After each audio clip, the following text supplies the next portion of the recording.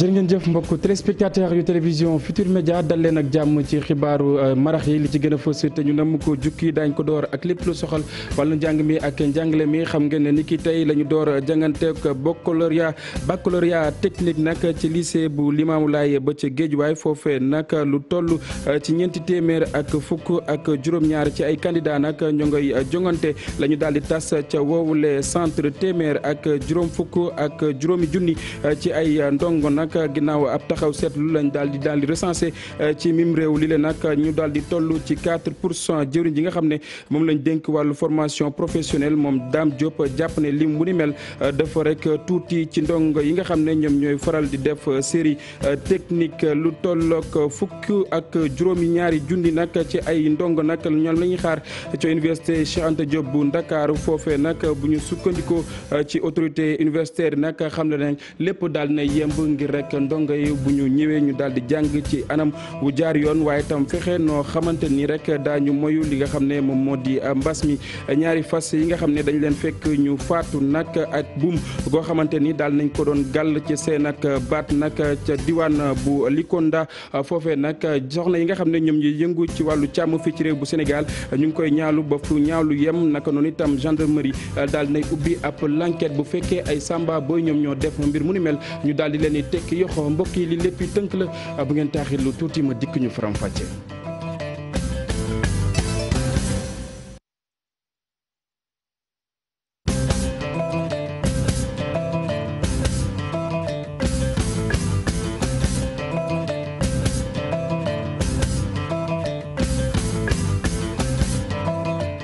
salaamaaleykum mbokk téléspectateurs yi ñu nuyuwaat leen ci gën gi nuyu xibaar yi ñu doore ko na nga xam ne noonu lañ ko junjee woon ca bopp ba nag xam ngeen ne ni ki tey la ñu door wàllu baccalauréat technique mu mel ni ci lycée Limamoulaye ba ca Guédiawaye foofee nag lu toll ci ñeenti téeméer ak fukk ak juróom-ñaari ndongo ñu ngay sëgg ca woowule jongante ñu teelu reportage bu Aminata Mbaare Sow ak Modou Diop.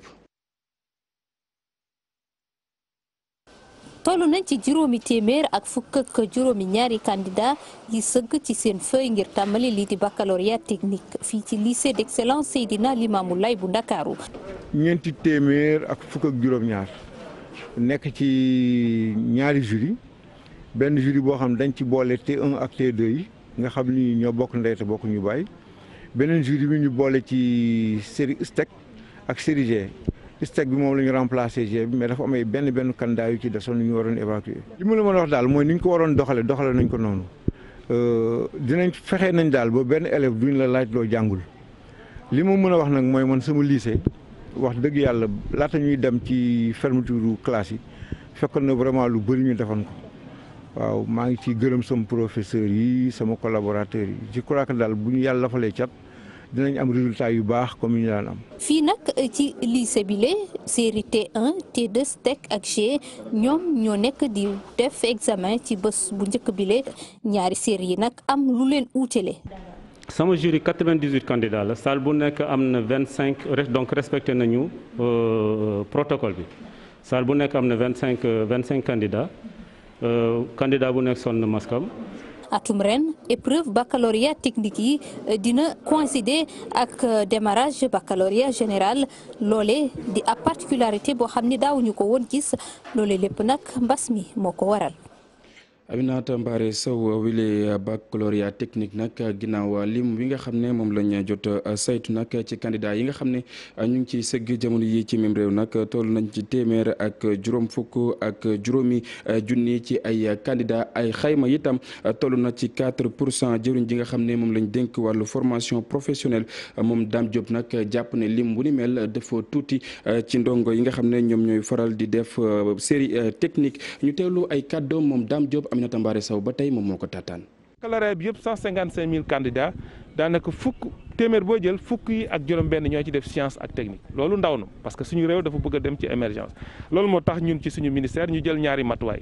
bi ci njëkk mooy président wax ñu yaatal accès bi pour que xale yi génn ci cycle fondamental mun a dem ci formation professionnelle loolu moo tax tey ay lycée yu mel ni Delafosse lycée yu mel ni André Pétavin bu Saint-Louis lycée bu mel ni lycée technique industriel minier de Kédougou ñu yeesal leen yokk filières yi parce que tey dañu gëm ne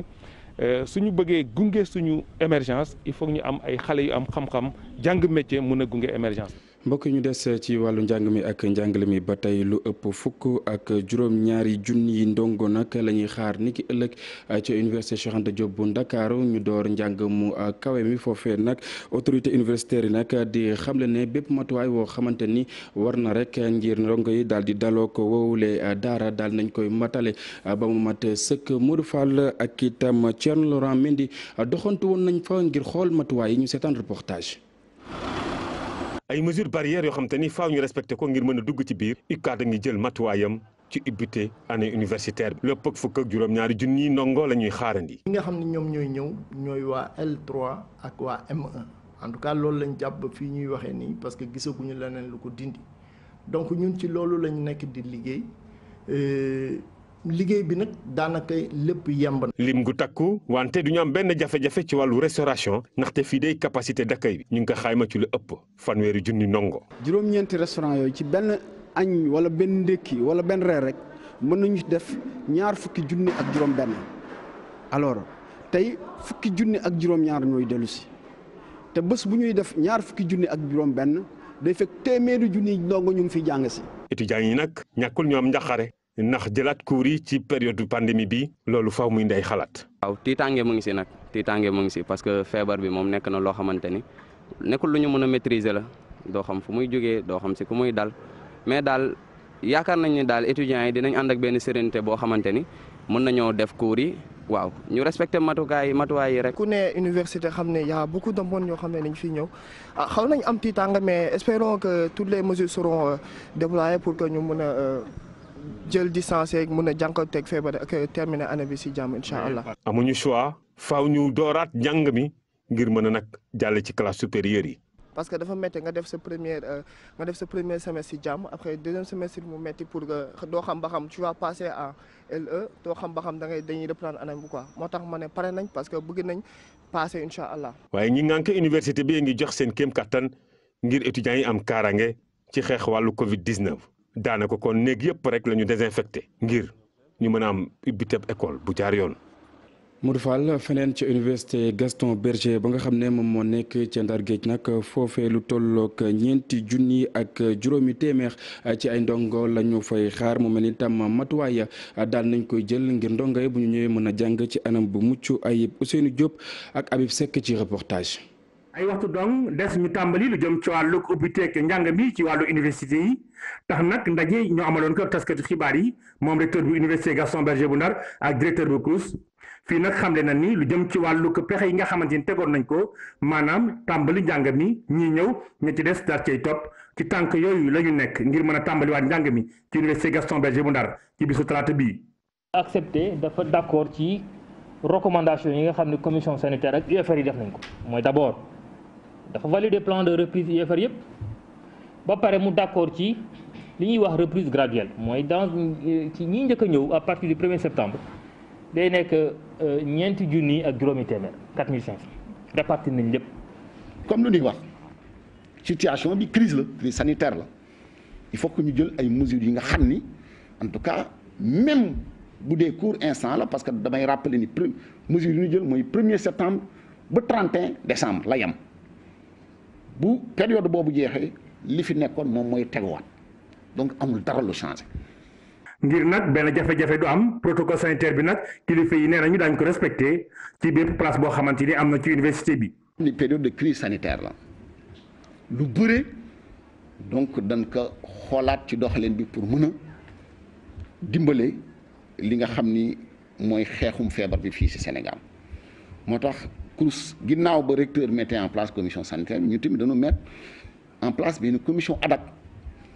pour que muy gérer lépp li nga xam ne mooy feebar bi ci biir campus sociaux yi ñu sauvegarder la vie des étudiants et du personnel. ci téeméer nag boo jël ci étudiants yi fanweer ak juróom-ñett ya daal leen dal ci bisu talaata bi ci université bi recteur bi nag nee na ña ci des itam na seen xel dal. bu ñu yàqee suñu année ci étudiants yi lay yàqu te ñun bëgguñ loolu parce que xam nañ fi ñu jógee il y a 2 ans dañoo perdre benn année. Vraiment, on a tout fait pour que, on va tout faire en tout cas pour ñu mën a sauver suñu année université Gaston Berger de Saint-Louis moo tax. université nag jël nañ bépp matukaay ci université bi am na place boo xamante ni képp ko xamante ni sa yaram tàng na wala boog ñu yaakaar ni Covid 19 bi daf la dal ñu daal fay yóbbu.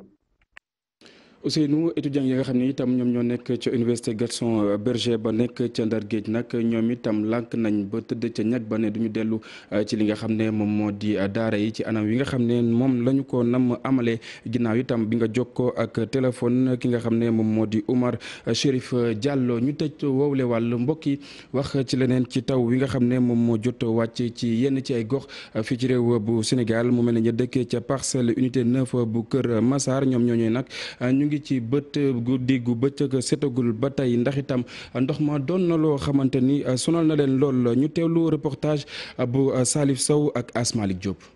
ndoxu taw bi dem ba fees këram génn ko fa suba gu nekk day ñëw ngir xool la la dese ci ay bagages ak it lu mu mën a muccal yóbbul ko njabootam ca fa ñu tuxu. da ngay xuus ñu tëj seen i kër ñun ñoo ngi nii dañoo tëj suñu kër ñii ñoo ñu abal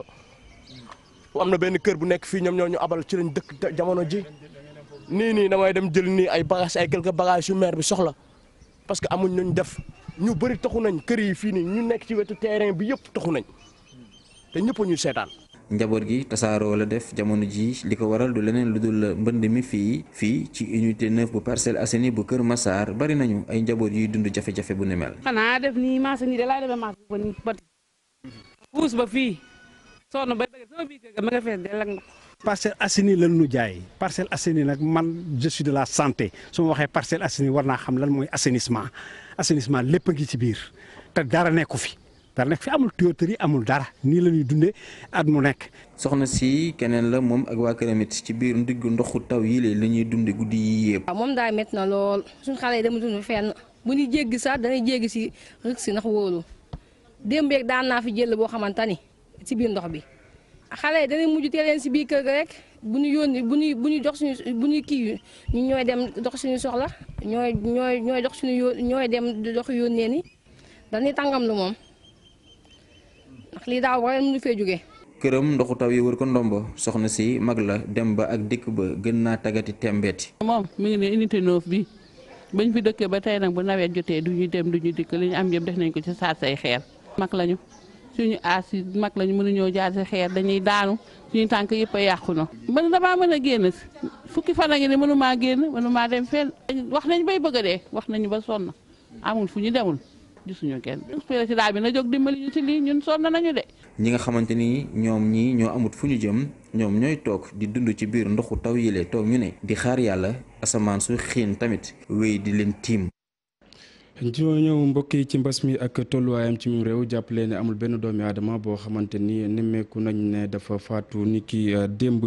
juróom fukk ak juróom nag ci ay cas positif la ñu am fanweer ak ñeent ci ay cas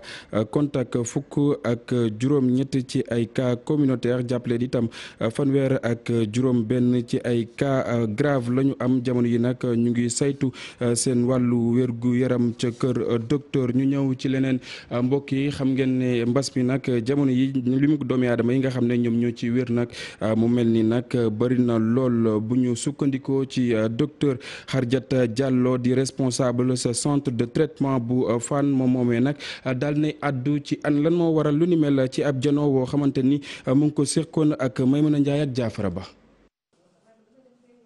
noppi naa sol tenue bi nga xam ni moom lay fajee ñi nga xam ni ñoo am doomu jàngoro bi di Covid-19 buñ fi yegg si nag fekk ñu fi hospitalisé kenn ku feebar moom mi noppi na ngir dem faji ko docteur Hardiata Diallo ak équipe am li ñu seetlu rek mooy lim bi nga xam ni ñoom ñoo wér gën nañoo takku fii ci centre bi. avant dañoo ragaloon joxoñ bi ñu leen di joxoñ di leen beddi di leen beex parce que voilà da nga am Covid c'était quelque chose bi nga xamee ni dañ ko jàppee woon comme benn maladie bu ruslu donc dañ daan ragal dem hôpital mais léegi comme xam nañ ni suñu teelee dem ba ñu gis ni moom la ñu amee mun nañ leen jël en charge alors que ñu ngi toog seen kër léegi nag nit ñi gën nañu ñemee dem hôpital loolu mooy explication bi. ba tey ci xeex bi fajkat yi bu ñu sañoon dinañu gën a ñaax askan wi. rawatina ndaw yi ndax kat am na solo. communication bi mooy jàll duma ne nag jàll na 100% des na il faut que ñu gën a góorgóorlu mais je pense communication bi mi ngi jàll parce que xam nañ ni lii du feebar bu ruslu te jommul kenn te xam nañ ni boo teelee jóg ñu teel la jël en charge di nga teel a wér donc nit ñi ñu ngi communiquer mais il faut ñu gën a yokk communication boobu. ci jamono bi ñu seetlu itam diir bi nga xam ni daan nañ ko jël ngir faj ñi nga xam ni dañoo tawat gën naa néew. sa kër ngay toog ñu woo la seet noo def wala yow tamit boo gisee lu la jaaxal leneen loo amul woon démb wala barki démb nga woo rek parce que dañ la jox ay numéro ñu xool sa yaram bu sa contrôle tee nga ñëw ñu defal la sa contrôle. moo tax délai de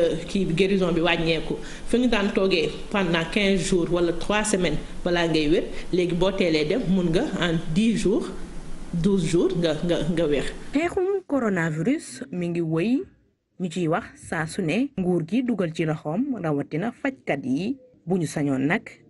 relais communautaire yi ñu gën cee sóobu ndax kat seen liggéey am na solo. Maimouna Ndiaye ñi nga xam ne nag ñoom ñooy pàcc wàllu pajum cosaan nag di xamle ne buñ leen sooboon ci li nga xam ne moom moo di William Bass nag jamono yi leneen la ñuy wax ndax itam daañ jëm kéem kattan ngir fexe rek nu mu jugee ci mim réew leneen itam loo xamante ni ñu ngi koy joytu bëgg nañ ñu daal di segg ñi nga xam ne rek ñoom ñooy dugg ci anam wi nga xam ne moom la ñu yëngu ginnaaw itam bés bi nga xam ne moom lañ leen jagleel ci àdduna wërngal këpp reportage bu Pafara Ñing ak Amadou Ba. fajum cosaan nag mënoon na doon li nga xam ne moo nekk saafara si faj lii di mbas mi fii ci réew mi ñi nga xam ne ñoom ñoo ciy liggéey taxaw nañu témb ne buñ leen boole woon ci mbir ya ca tàmbali ba kon fi mu toll nii mbas mi nettali lay doon. des plantes yoo xam ne kenn mënu ko wax nii mais y a des plantes yoo xam ne ñu ngi koy naan ñett yaa ngi koy jël ki médecine traditionnelle et ils n'ont pas de problème donc plante yooyu vraiment bu ñu ko améliorer bu ñu seetee lu ñu ki war a yokk dégg nga je crois que vraiment mën nañu am résultat bu baax. garab wolof yi kay war nañ ci mun dara waaye mënuñu koo jëfandiku ndaxte tëraluñu benn charte bu ko mun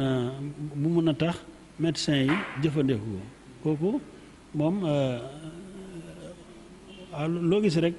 charte moo jiitu. bu dee sax ñoom def nañ ay recherche yu avancé lool waaye ba léegi kenn mënu koo appliquer ndax amul benn loi bu koy dëggal. mais tant que amuñu autorisation pour faj nit doo mën a engagé ki loolu parce que bu la dara fekk la fi rek kaso ngay dem donc ñoom nit mun a dee seen loxo dara am ki parce que am nañu kayit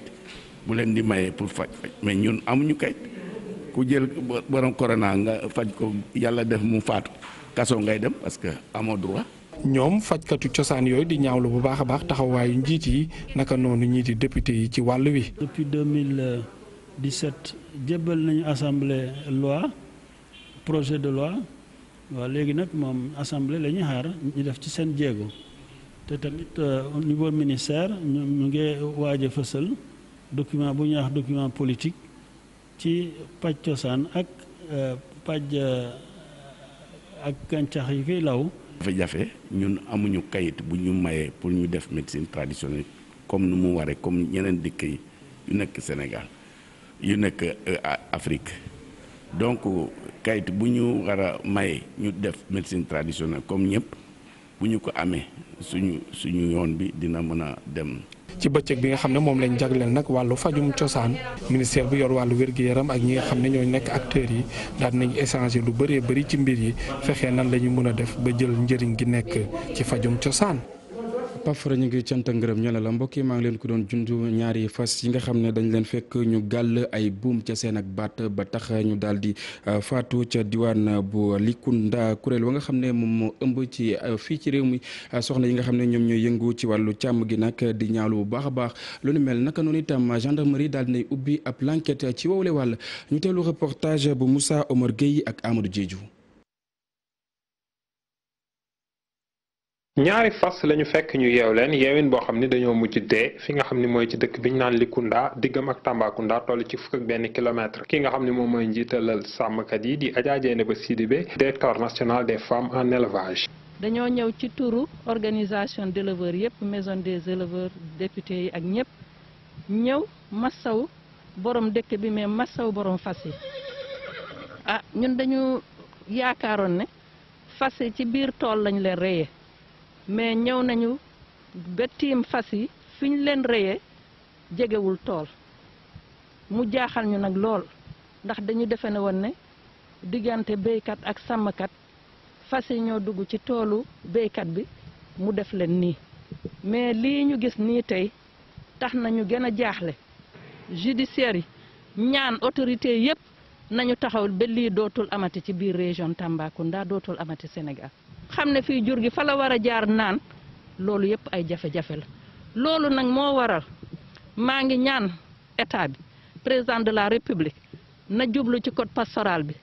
il faut que éleveurs yi am code pastoral boo xam ne mun nañ ci sukkandiku pour béykat xam taxawaayam sàmmkat xam taxawaayam ñi nga xam ne ñii mooy ñii exploitant forêt xam taxawaayam nappkat kenn ku ne xam sa taxawaay. ci wàllum nguur gi nañ leen jàppale ci wàllum kaaraange ndaxte léeg-léeg ay càccum jur gi dafay am léeg-léeg itam ay jiixi jaaxa da daan am diggante béykat yi ak sàmmkat yi bii nag li jaaxal nit ñi mooy fas yi nga xam ne rey nañ leen ci route nationale bi fekk ñu leen ci biir tool ba tax nag ñi nga xam ne ñoo def njombe soosu ana fan la ñu wékku ba def lu ni mel loolu nag enquête bi du ñàkk dana ko mës a wane. mbokk yi Akon City nag lu ñu bëgg a taxawal la ca diwaan bu Mbodiène lu ni mel itam ñu daal di ci sóob ay junni milliards ci suñu ay koppar par rapport bi nag dañ fa amal li nga xam ne moom moo di hôpital université stade ak itam hôtel ak itam li nga xam ne rek moom moo di commissariat ni ki tey ji lañ doon amal tegub xeer bu njëkk Abdourahmane Diallo ak Mamadou Gueye ñoo ngi fa woon. carte gi leer na ren ji kankurang du am Mbour lenn waralu ko lu dul feebaru mbas mi. ren dañuy paas kankurang bi maanaam ren dañuy tëbal duñu organiser lël duñu organiser kankurang ndax mbas mi fii mu toll ak ni mu ëlëmee dëkk beeg àdduna bi du jaadu du rafet collectivité Mandeng ak dayo bi mu am biir Mbuur ñu tere. ñu jégalu bu baax mbokk yi amaana du élément bi nga xam ne moom lañ leen bëggoon digtal waaye loolee nag du ñàkk itam di ngeen ko am ci suñu yeneen jotaay yu xibaar ci kàllaamay tubaab lu mooy loolee itam dañ leen di bàyyi ngeen wéy ak programme télévision Futur Média fii la ñuy jaar daal di buur yi la jotaay yu xibaar Aram Touré ak ganam ci soir d'info jërë ngeen jëf.